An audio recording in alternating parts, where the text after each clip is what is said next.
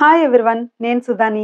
పిల్లలకైనా పెద్దలకైనా ఎముకలు బలంగా దృఢంగా ఉండాలంటే శారీరక శ్రమ తప్పకుండా ఉండాలి.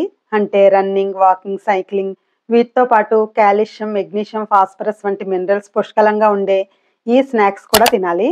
దీనికోసం విటమిన్స్, మినరల్స్ ఎక్కువ ఉండే ఎడిబుల్ గమ్, గోందు కావాలి. ఇది ఇలా క్రిస్టల్స్ లాగా దొరుకుతుంది. ఇది నీటిలో వేస్తే బెల్లంలాగా కరిగిపోతుంది. ఇది ఒంటికి వెచ్చదనాన్ని ఇచ్చి జాయింట్ పెయిన్స్ని తగ్గిస్తుంది. మన ఎముకలు బలంగా ఉండడానికి చాలా సహాయపడుతుంది. ముందుగా కడాయిలో 1 టీ స్పూన్ నెయ్యి వేసి 1 టేబుల్ స్పూన్ గోందు వేసి లో ఫ్లేమ్లో నిదానంగా వేయిస్తే పాప్కార్న్ లాగా పొంగి వేగుతుంది.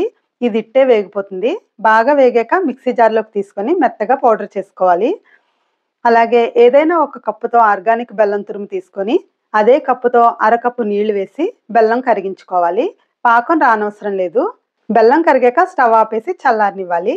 అలాగే 1 టేబుల్ స్పూన్ నెయ్యి కరిగించి పక్కన ఉంచుకోవాలి.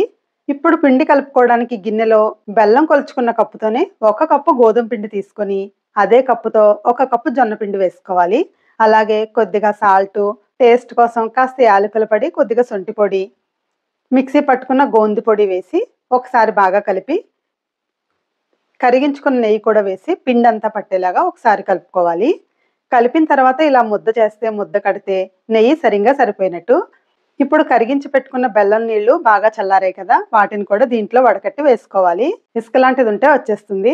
మంచి రుచి కోసం 1 టేబుల్ స్పూన్ శనగపిండి, కరకరలాడడానికి 1 టేబుల్ స్పూన్ బొంబాయి రవ్వ వేసుకొని ఒక్కసారి కలిపి ఆఖరున అరకప్పు గోధుమ పిండి వేసి చపాతీ పిండిలా కలుపుకోవాలి. మొత్తం దీనిలో 1.5 కప్పు గోధుమ పిండి, 1 కప్పు జొన్న పిండి వేసుకోవాలి. ఇలా చపాతీ పిండిలా కలిపిన తర్వాత మూత పెట్టి 10 నిమిషాలు నాననివ్వాలి. 10 నిమిషాల తర్వాత చిన్న చిన్న ముద్దలు తీసుకొని చపాతీ కర్రతో కాస్త మందంగా ఒత్తుకోవాలి. దీనిపైన నువ్వులు, గసగసాలు వేసి ఒక్కసారి నలిస్తే పిండికి అతుక్కొని ఉండిపోతాయి. ఇప్పుడు మనకి కావాల్సినట్టుగా మనకి కావాల్సిన సైజులో, షేప్లో కట్ చేసుకోవాలి. నువ్వులు, గసగసాలు 2 వైపులా అద్దుకోవాలి. ఈ మాత్రం మందం ఉంటే సరిపోతుంది. ఇప్పుడు బాగా కాగిన నూనెలో మీడియం ఫ్లేమ్లో ఆయిల్లో సరిపడినన్ని వేసి 2 వైపులా వేగాక తీసుకోవాలి. 1 నిమిషంలో వేగిపోతాయి. బయటికి తీసాక ఇంకాస్త రంగు వచ్చేస్తాయి.